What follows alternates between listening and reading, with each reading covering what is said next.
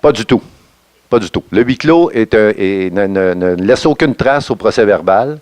Il est à l'ordre du jour comme ayant existé à cet égard-là, mais aucune trace n'est laissée au procès verbal. C'est une discussion à bâton rompu pour laquelle les conclusions sont prises en compte par la présidence pour les suites, mais sans qu'on laisse de traces écrites.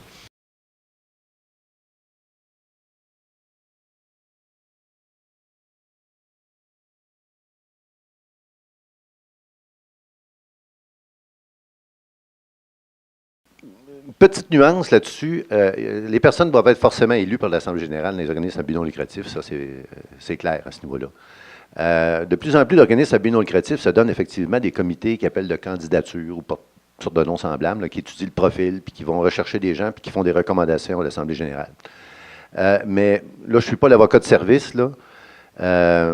Il y a un travail de conviction, à mon point de vue, du conseil d'administration vis-à-vis de l'Assemblée générale en disant on a besoin de ces personnes-là pour notre conseil d'administration parce qu'on a fait notre recherche de profil, puis on a besoin de ça pour faire notre bon travail. S'il vous plaît, fiez-vous à nous. Mais si quelqu'un d'autre veut se présenter sur un poste, je pense que vous ne pouvez pas l'empêcher. Vous ne pouvez pas l'empêcher. Il peut donc y avoir des élections dans les circonstances, mais sous toute réserve d'une vérification d'ordre juridique, là, moi, je pense que le travail du conseil, c'est un travail de conviction et non pas un travail d'imposition de l'Assemblée générale là-dessus.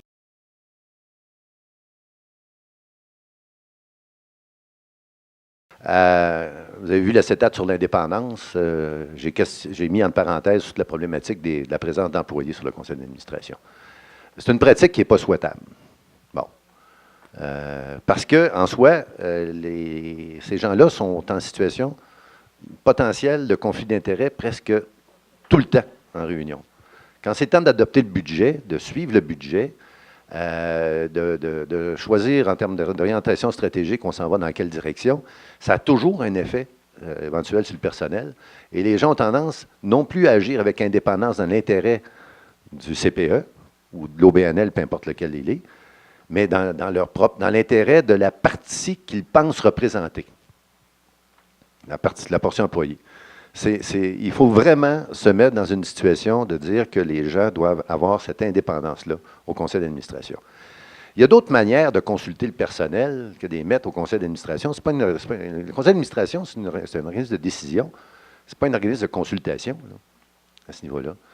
Qu'on ait des manières de rencontrer régulièrement le personnel puis de les consulter sur un certain nombre de pistes avant d'arriver en tant que direction générale au conseil d'administration avec une recommandation X, Y ou Z, c'est souhaitable.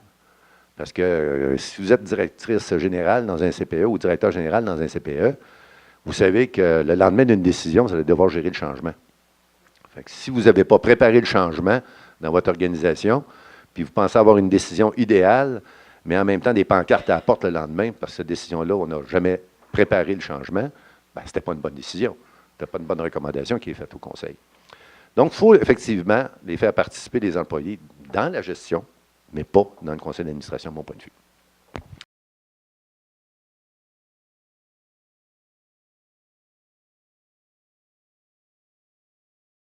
Bon, la loi permet l'existence de comités exécutifs dans les OBNL, je le sais.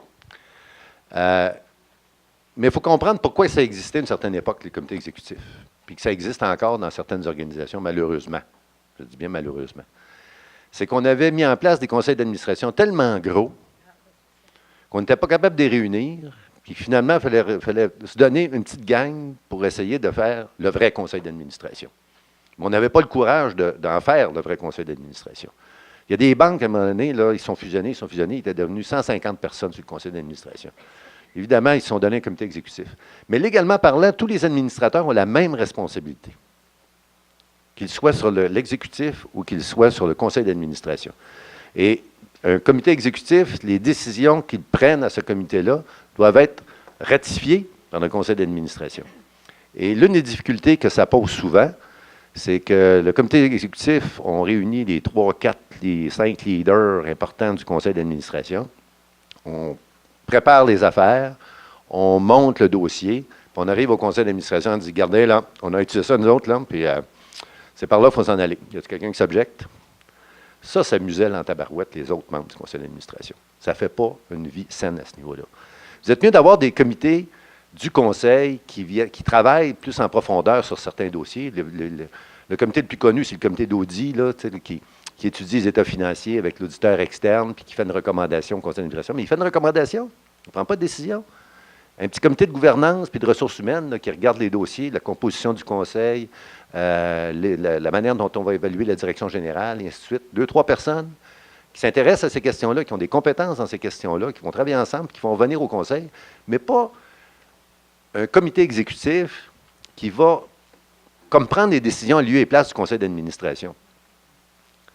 Parce que légalement, c'est une responsabilité que le conseil d'administration ne peut pas déléguer à d'autres à ce niveau-là. Ça vous va? Merci beaucoup.